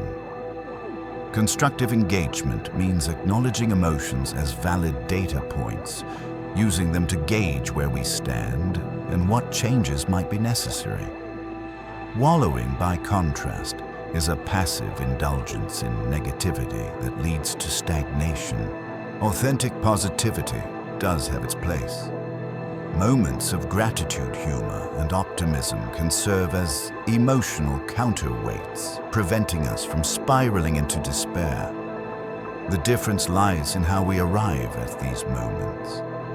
If we force ourselves to be grateful as a means of hiding genuine grief, we short-circuit the emotional process. But if we allow grief its due course, we may find that a sense of gratitude naturally emerges for supportive friends, for lessons learned, for the resilience we never realized we had. This type of positivity is earned rather than imposed. Another form of resistance might come from the industries that profit off our belief in constant happiness. Marketers may respond to a cultural shift by adapting their messages, repackaging quick fixes as deeper solutions without truly shifting the core narrative. We might then see products branding themselves as shadow work courses or authentic living kits, capitalizing on the new trend while still selling the same promise of immediate emotional transformation. This underscores the importance of discernment. Not every offering labeled as holistic or authentic necessarily promotes real engagement with life's complexities. From a personal standpoint, embracing emotional authenticity also means embracing a degree of uncertainty. We do not know how our sadness, fear, or anger might evolve over time, or what deeper truths they may uncover. This uncertainty can be both liberating and intimidating, especially if we've grown accustomed to chasing neat prescriptive solutions. Yet it is precisely this openness to the unknown that fosters creativity, empathy, and growth qualities we often associate with a fulfilling life. In short, while we may face various forms of pushback from internal doubts to external commercial pressures, the path to emotional authenticity remains viable and potent. It challenges us to be both humble, accepting that we don't have all the answers, and courageous, venturing into emotional terrain that lacks a formulaic map. Navigating this path may not guarantee happiness in the superficial sense, but it might lead to something more valuable, a life in which we are truly present, engaged, and able to connect with ourselves and others on a profoundly human level. To delve deeper into the practicalities, consider the importance of language in shaping our emotional landscape. Often we label emotions as negative or positive, a binary that simplifies what is in fact a complex tapestry. By reframing these labels, maybe thinking of emotions as pleasant versus unpleasant experiences, or as signals or as teachers, we move away from moral judgments. We shift the narrative from "I should not feel sad" to "sadness is telling me something about my current situation." This subtle but significant change in language can have a profound ripple effect on how we interpret and respond to our internal states. Another practical tool is the cultivation of self-compassion. Research from psychologists like Dr. Kristin Neff has shown that being kind to ourselves when we suffer improves emotional resilience. Self-compassion does not mean indulging in self-pity. Rather, it is an acknowledgement that pain is a universal aspect of life, thereby offering a warmer, more understanding relationship with oneself. In cultures steeped in achievement and positivity, mantras, self-compassion can serve as a radical act that counters the impulse to judge ourselves harshly for not feeling or doing enough. In tandem with self-compassion, supportive relationships are crucial. Close friends or partners who don't recoil at our sadness or anger, but rather meet us with understanding, become invaluable allies. If we're lucky enough to have such individuals in our lives, openly expressing our emotional reality can deepen those connections. We might discover that sharing our struggles fosters intimacy and breaks down the isolation that thrives in silence. If finding such support in personal circles is challenging, seeking professional guidance can be a powerful step. Therapists and counselors trained in approaches like acceptance and commitment therapy, ACT, or dialectical behavior therapy, DBT specifically address the importance of validating rather than negating difficult emotions. On the communal level, workplaces and social organizations can implement systems that prioritize genuine well-being over performance-based or image-based metrics. Instead of measuring employee happiness through superficial surveys, organizations might focus on psychological safety, creating an environment where admitting mistakes or discussing emotional strain doesn't jeopardize one's standing. Such a shift might also include structured discussions or training sessions to acknowledge the range of human emotions as part of a healthy organizational culture. Finally, realigning our approach to media consumption can make a significant difference. Curating our social feeds to include people or pages that address life's messiness can normalize our experiences. Engaging with art, literature, and stories that portray struggle and resilience without trivializing them can also serve as an antidote to the relentless positivity we encounter elsewhere. Whether it's watching films that depict authentic emotional journeys or reading memoirs that chronicle adversity and triumph. In equal measure, these narratives remind us that there's beauty in the full emotional spectrum. The goal in all of this is not to glorify negativity or to dwell permanently in sorrow. Rather, it's about embracing a broader emotional palette, recognizing the instructive power of sadness, anger, and despair, and understanding that joy is more meaningful when it's not coerced or sanitized. By shifting our language, practicing self-compassion, seeking supportive connections, and realigning our cultural priorities, we begin to dismantle the myth that happiness must be our default state and open the door to a richer, more genuine experience of being human.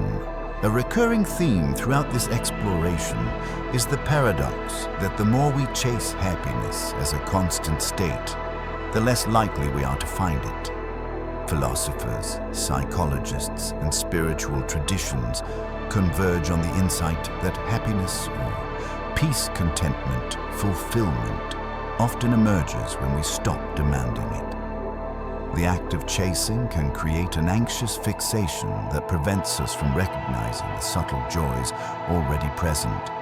Thus, letting go of the compulsion to feel good all the time can be surprisingly liberating, freeing up mental and emotional space to notice quiet moments of wonder or connection.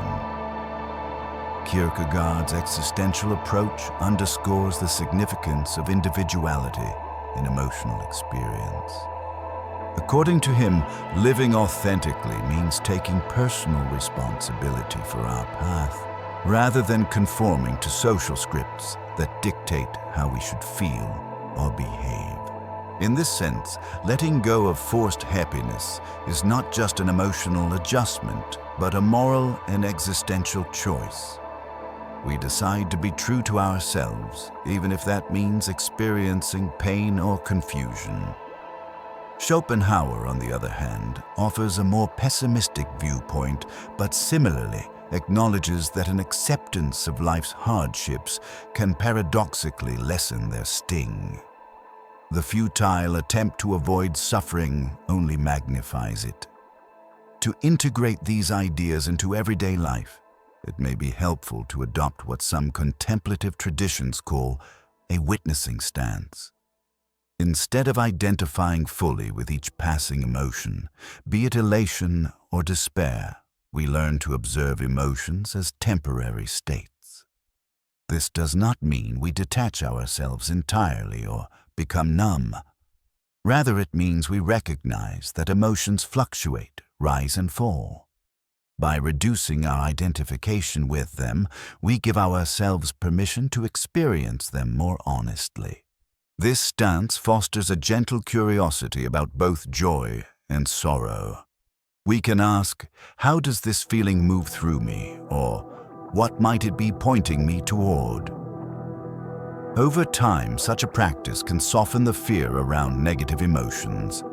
We come to see that they have a start and an end point, and that like any natural cycle, they serve roles within our psychological ecology. Just as ecosystems benefit from storms that cleanse and replenish our inner worlds, may need the turbulence of sadness or anger to clear out outdated beliefs, toxic relationships, or stagnant ambitions. The storm passes, and in its aftermath, new growth becomes possible. It's worth noting that releasing the chase for happiness doesn't mean rejecting joy when it shows up. Joy, like sorrow, can be celebrated as part of the ebb and flow of life.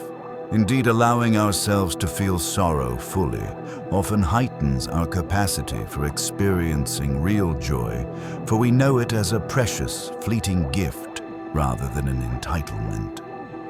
In relinquishing the demand that joy be permanent, we free ourselves to savor it when it arrives and to gracefully let it go when it departs. Thus, the paradox emerges as a hidden blessing. By relinquishing our grip on the idea of continual happiness, we make room for a deeper, more authentic contentment.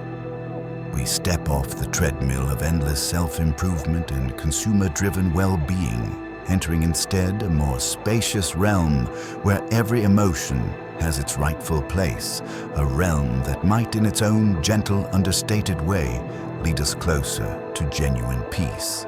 The philosophical legacy of thinkers like Kierkegaard and Schopenhauer shines a light on how countercultural it can be to embrace all emotions. In a society that tends to applaud external successes and cheerful personas, the quiet act of acknowledging inner turmoil can be downright revolutionary. Yet for many, this form of rebellion is deeply private. It happens in the solitude of late-night introspection, in closed-door therapy sessions, or in hushed conversations with a trusted friend. Over time, however, these private acts accumulate into a broader societal shift, especially when individuals find the courage to share their journeys publicly. We see glimpses of this shift in art, film, and literature that refuse to shy away from complexity. Independent filmmakers produce movies that explore grief and alienation without rushing to a tidy resolution. Poets and novelists craft works that celebrate the nuanced spectrum of human emotion, resisting the tidy narratives often peddled in mainstream entertainment. Even major streaming platforms responding to evolving tastes have begun to include programs that address mental health issues more candidly. These cultural products serve as mirrors reflecting not just the possibility, but the necessity of integrating sorrow, confusion, and existential dread into the tapestry of human life. On social media, two small pockets of resistance surface. Hashtags encouraging raw, real talk about mental health and emotional struggles signal a desire for change. People post pictures of tear-stained faces or discuss the aftermath of panic attacks, receiving heartwarming support that counters the usual highlight reel phenomenon. While these posts might still be in the minority, their resonance speaks volumes about the undercurrent of exhaustion with never-ending positivity. Nonetheless, the work of forging a path toward emotional authenticity is ongoing. Commercial interests remain powerful, and entire industries rely on the promise that perpetual happiness can be purchased. The continuing challenge is distinguishing between helpful tools like well-grounded therapeutic interventions or mindful practices and those marketed as one-size-fits-all miracles. Discerning consumers might ask, does this approach honor the complexity of my emotional life? Or does it simply aim to paper over discomfort with quick fixes? The answer often becomes clearer when we compare the marketing claims with actual philosophical, psychological, or spiritual teachings that validate the richness of our emotional experience. Despite these complexities, the essence of the message persists. Our so-called negative emotions are not errors to be swiftly erased.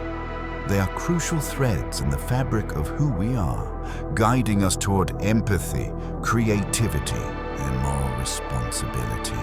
Feeling deeply, whether it manifests as joy, rage, longing, or despair, is a hallmark of our shared humanity.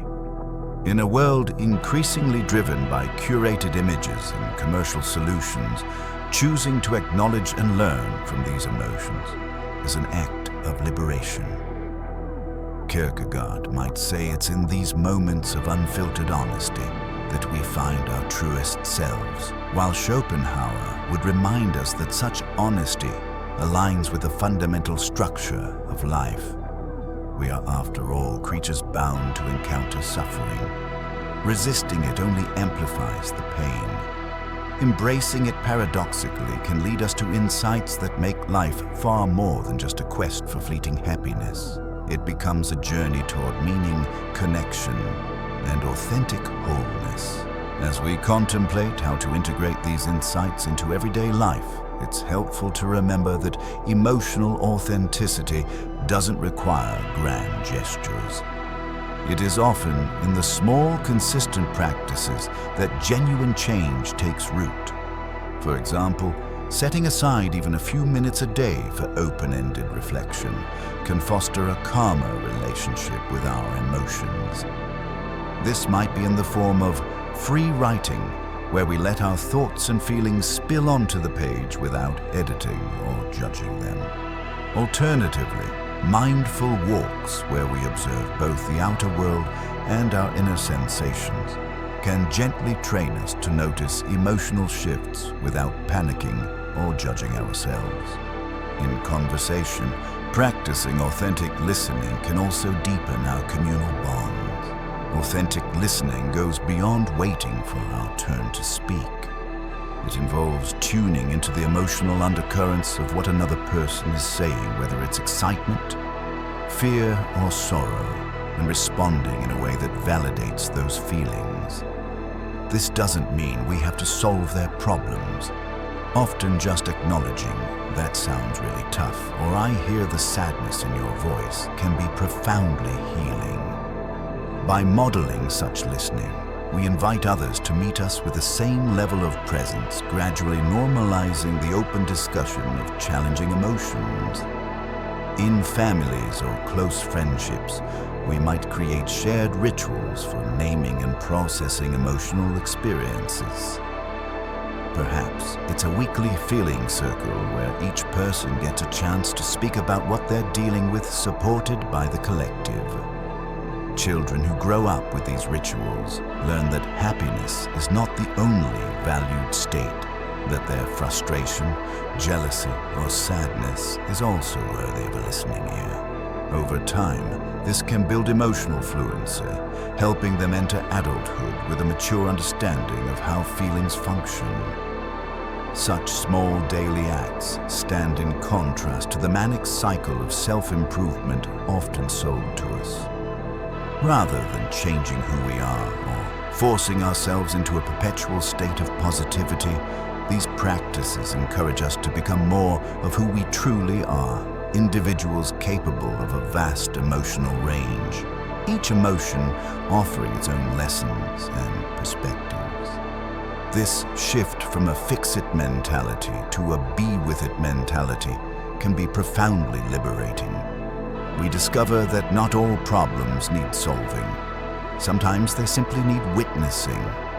Additionally, integrating these principles into wider social structures remains a long-term project. Educational curriculums that include emotional literacy, workplaces that prioritize mental health without stigma, and public policies that address socioeconomic stresses all play a role in nurturing a society where authenticity is feasible. However, change often starts at the grassroots level, individuals making a choice to step off the treadmill of forced happiness and to open themselves to the full texture of life. While this journey can be emotionally challenging, it offers a glimpse of a deeper, more satisfying form of well-being.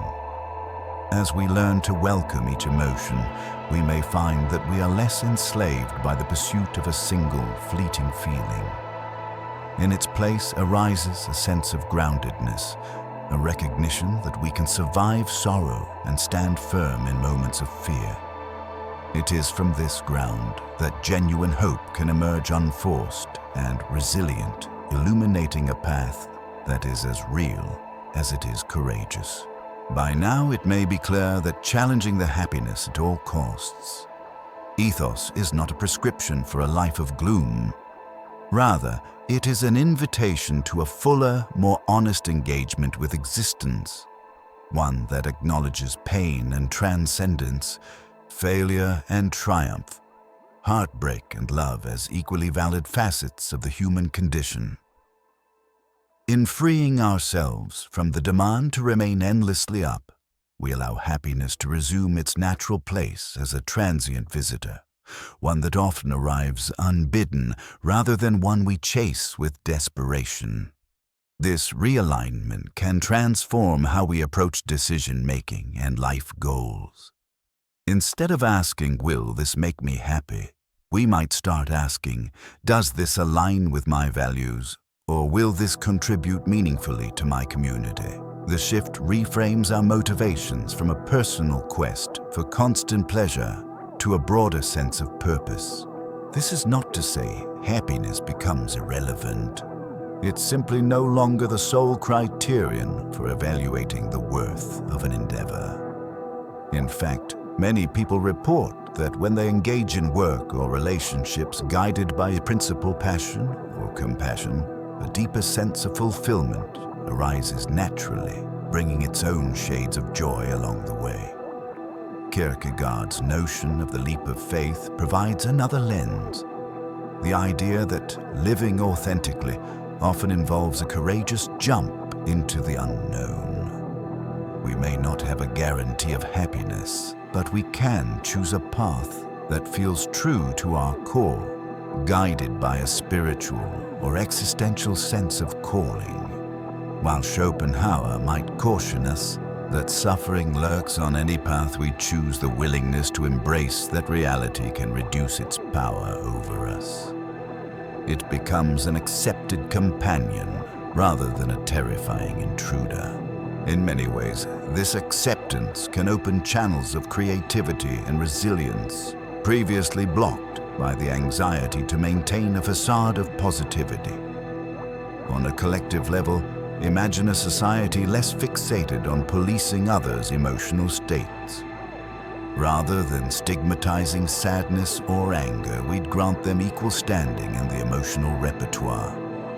Public figures, political leaders, and cultural icons could speak of their struggles without fear of being labeled as weak or incompetent. Healthcare systems would prioritize mental and emotional well-being as fundamental aspects of overall health, with ample resources devoted to counseling, community support, and preventative care. Educational programs would teach emotional literacy from a young age, normalizing the fact that every child will encounter a range of feelings and that none of these feelings makes them defective. Though this vision may seem utopian in a world saturated by social media filters and happiness-driven marketing, the seeds of transformation are already visible. More conversations about mental health are happening in public forums.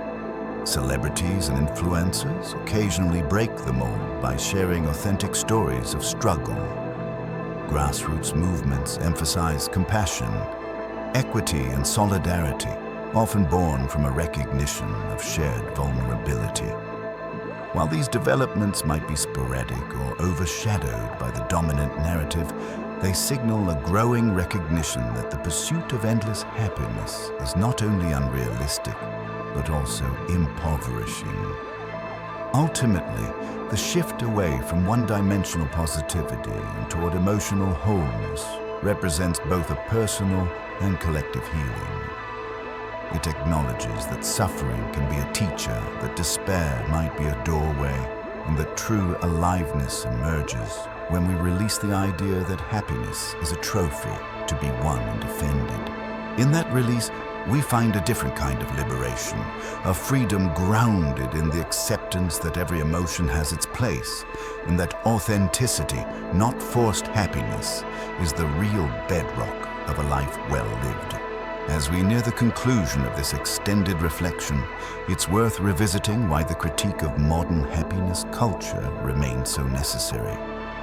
Despite the rising conversation around mental health awareness, the pressure to display unwavering positivity persists in subtle forms.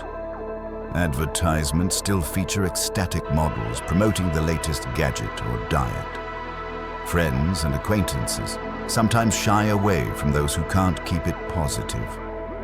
The myth of a life without sadness continues to thrive, whispering that if we only found the right system partner or mindset, we could achieve a permanent state of bliss. Against this backdrop, acknowledging the validity of sorrow, fear and anger becomes a radical act, a way of reclaiming our humanity from commodification. Kierkegaard's warning about despair as living out of alignment with one's true self remains pertinent. Every time we suppress a negative feeling for the sake of social acceptance, we risk inching closer to that despair. Every time we brand sadness as a personal defect, we further alienate ourselves from our own depths. Schopenhauer's stark realism still offers an antidote to this self-alienation. If suffering is inevitable, let us stop blaming ourselves for it. Let us instead see it as part of the shared human journey, opening avenues for empathy and solidarity rather than isolation. This does not mean we adopt a fatalistic stance, resigning ourselves to misery. On the contrary, facing suffering honestly often liberates us to seek genuine remedies. Be they better working conditions, healthier relationships, or meaningful social reforms.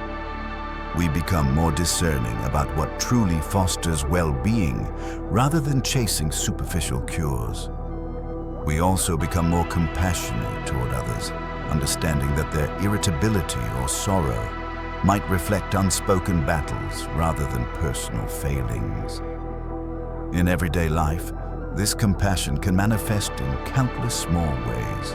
We might respond to a friend's anxiety with genuine presence rather than generic encouragement to stay positive.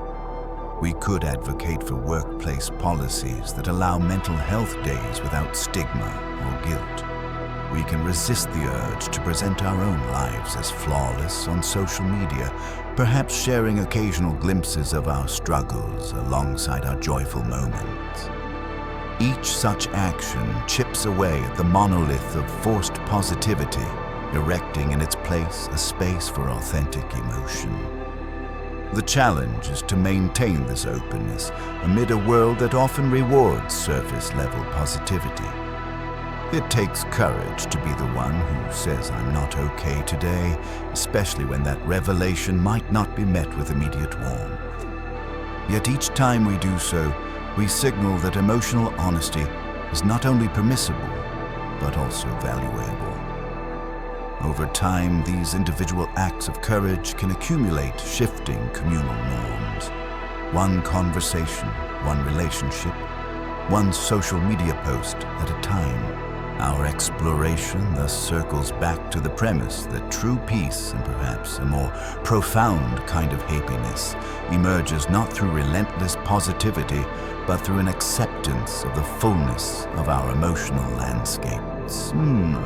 As we allow ourselves and each other to be real, we make room for a quieter, deeper joy, one that coexists with sorrow, acknowledges life's hardships, and finds meaning in the very vulnerability that makes us human.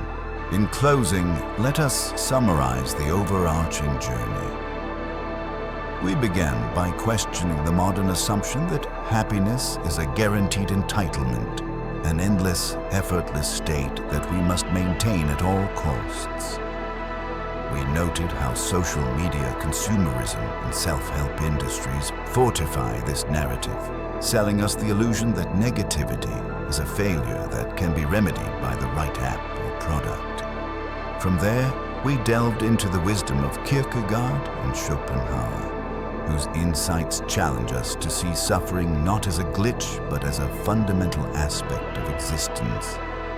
Their perspectives, albeit centuries old, resonate powerfully in our contemporary milieu, precisely because they counter the superficial promise of perpetual happiness. Exploring psychological research and therapeutic practices revealed that suppressing or denying sorrow often intensifies it, leading to hidden despair and loneliness. A more balanced approach, whether found in mindfulness, acceptance-based therapies, or simply heartfelt human connection, acknowledges that every emotion has a role to play. This acknowledgement transforms our view of negative emotions from adversaries to allies, potentially guiding us toward deeper self-understanding and empathy for others. We then considered practical strategies for normalizing authentic emotional expression, both on an individual and communal scale. The theme of safe containers for emotional honesty emerged, emphasizing the role of trust and empathy in our closest relationships, as well as in broader societal structures like workplaces and educational systems. We recognized that this shift is not about abandoning positivity or celebrating suffering. It's about creating the space for a full emotional spectrum. Finally, we revisited the paradox.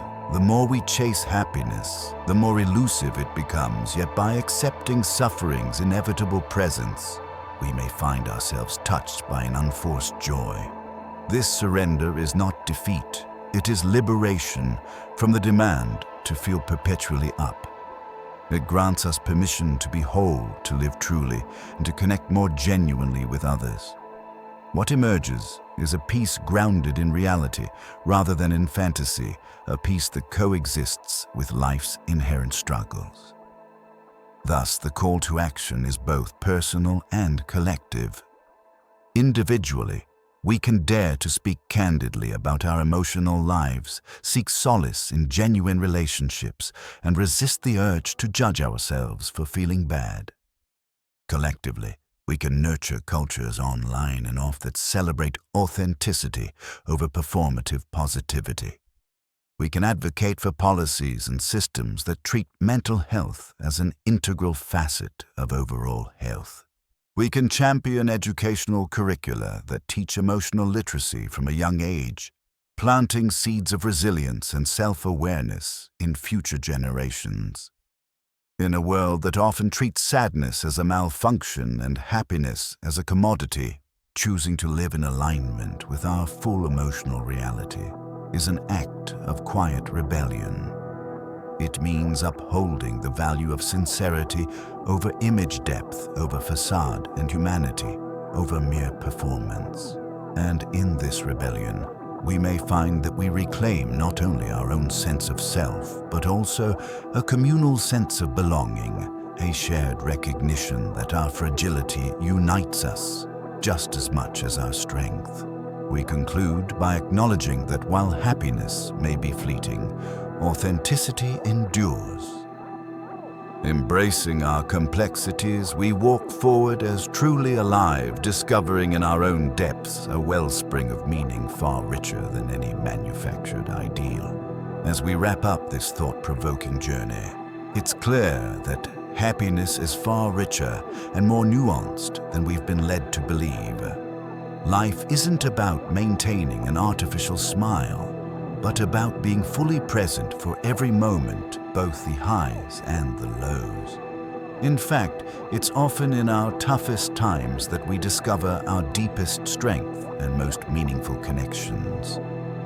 Personally, I've found that allowing myself to acknowledge sadness and uncertainty doesn't diminish joy. It enhances it, making each moment of happiness feel more authentic and precious. But now, I want to hear from you. What's your experience with this constant pressure to feel happy? Have you discovered your own ways of embracing emotional authenticity?